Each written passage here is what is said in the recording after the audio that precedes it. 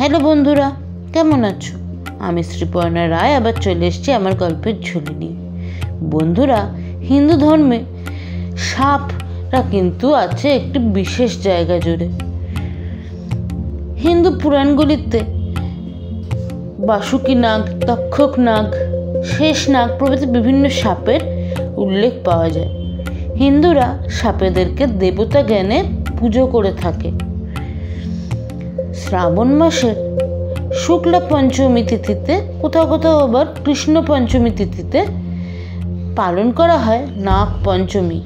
এই দিনই হিন্দুরা সাপেদেরকে দেবতা রূপে পুজো করে থাকে। কিন্তু কেন পালন করা হয় এই নাগ পঞ্চমী, সেই কথাই আজ আমরা জেনে নেব। চলো তবে শুরু করা যাক।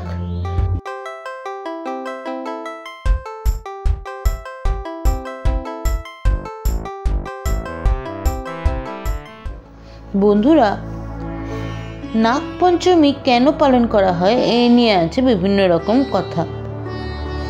কোনো কোনো মতে মনে করা হয় যে এই দিনই ছোট্ট কৃষ্ণ বৃন্দাবনে যমুনা নদীতে বসবাসকারী বিষধর কালীয় নাগের দমন করে, তাই এই দিনটিকে পালন করা হয় নাগ পঞ্চমী রূপে।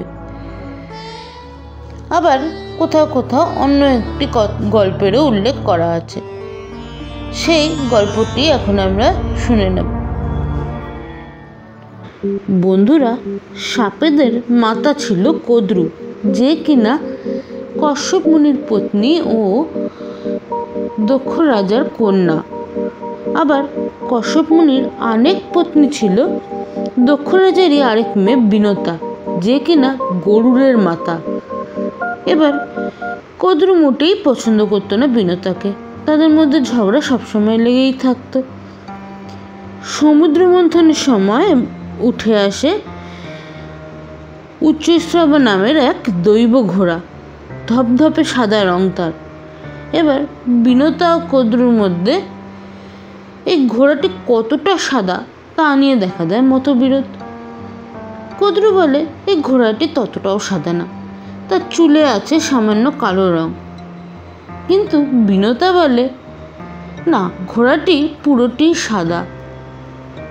এই কথা শুনে কদ্রু বলে, বেশ, আমি যদি প্রমাণ করে দিতে পারি যে ঘোড়ার চুলে সামান্য কালো রং আছে, তাহলে তুই আমার দাসী হয়ে থাকবি তোর বাকি জীবন। আর যদি তা প্রমাণ করতে না পারি, প্রমাণ হয় ঘোড়ার চুল সাদাই, তবে আমি তোর দাসী হয়ে থাকবো আমার বাকি জীবন। রাজি? কদ্রুর কথায় রাজি হয়ে যায় বিনতা। এবার এখানে কিন্তু ছলের আশ্রয় নেয় কদ্রু। সে তার সর্পপুত্রদের গিয়ে বলে তারা যেন উচ্চৈঃশ্রবার মাথায় গিয়ে বসে এবং চুলের মতো হয়ে থাকে, যেন মনে হয় যে উচ্চৈঃশ্রবার চুল সামান্য কালো। কিন্তু কদ্রুর সর্বপুত্ররা কিন্তু তাদের মায়ের এই কথা মানতে রাজি হয় না। তারা এই অধর্ম কিছুতেই করে উঠতে পারে না। সাপেদের তার কথা অমান্য করায় খুব রাগ হয় বিনতার। রাগের চোটে বিনতা তার পুত্রদের অভিশাপ দেয় যে পাণ্ডব বংশের এক রাজা জন্মেজয়ের এক যজ্ঞে নিধন হবে সাপেদের। মায়ের কাছ থেকে এই সাপ পেয়ে তো খুব ভয় পেয়ে যায় সাপেরা সবাই মিলে যায় ভগবান ব্রহ্মার কাছে এর সমাধান জানতে। সব শুনে ভগবান ব্রহ্মা সাপেদের আশ্বাস দিয়ে বলেন ভয়ের কোনো কারণ নেই,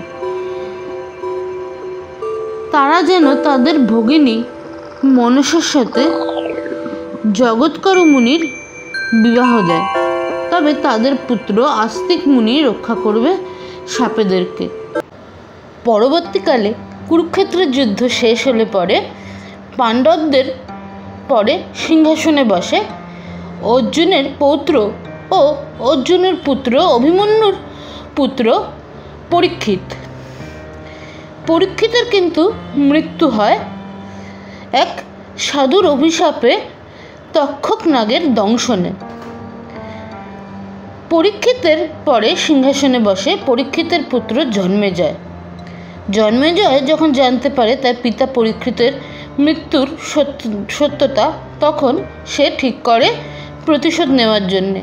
সে আয়োজন করে এক বিশাল যজ্ঞের। সেই যজ্ঞে এসে মৃত্যুবরণ করতে থাকে শয়ে শয়ে সাপ। অবশেষে দেবী মনসা ও জগৎকর মুনির পুত্র আস্তিক মুনি এসে থামান সেই যজ্ঞ, রক্ষা করেন সাপেদের। সেই দিনটি ছিল শ্রাবণ মাসের শুক্লা পঞ্চমী। তাই এই দিনটি হয়ে ওঠে সাপেদের কাছে অত্যন্ত প্রিয়। এই দিনটিতেই তাই পালন করা হয় নাগ পঞ্চমী। নাগেদের পুজো করা হয় দেবতা জ্ঞানে। এই হলো কিভাবে নাগপঞ্চমী শুরু হলো তার পিছনে গল্প। আজ তবে এটুকুই রইল। আজ আসি। গল্পটি ভালো লাগলে কমেন্ট করে জানিও। ভিডিওটি ভালো লাগলে লাইক করো। আরও এরকম গল্প পেতে চ্যানেলটি সাবস্ক্রাইব করো আর বেল আইকনে প্রেস করতে ভুলো না যেন। ধন্যবাদ।